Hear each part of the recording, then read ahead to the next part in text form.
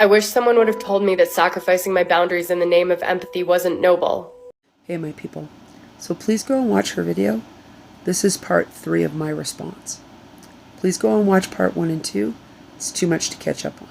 So finally one day I was like, I've had enough. I can't do this anymore. I had hit my breaking point. The abuse, the neglect, the just plain not caring.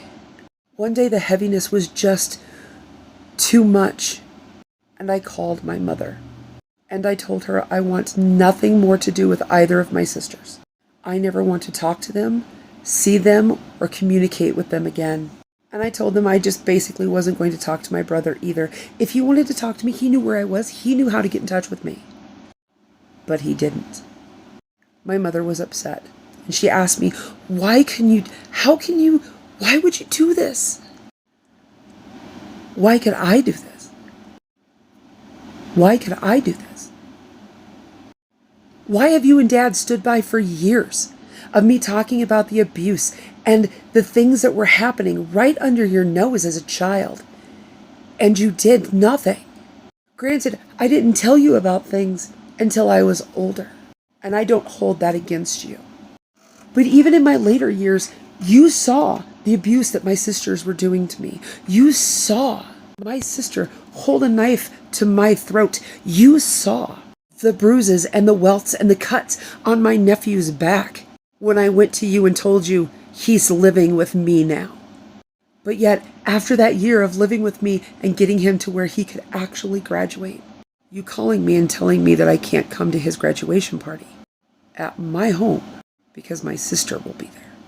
Why did you never protect me? Why was it my responsibility to make sure everybody else was happy, got what they wanted, got what they needed? Why did I have to sacrifice all of me? And why did you let me? My mom and I both cried. We literally talked for hours. We had an honest and open communication of what was going on. Because, see, my mom was also abused by my abuser. My dad had a hard time forgiving himself for that, and he never did until the day he died. My mother told me that she completely understood, and she would talk to my father, and that I would not have to have any communications with either one of them again as long as she was alive. And I didn't. And then Mom died. And that's when my dad started contacting me and telling me that I needed to make up with my sister because we were family.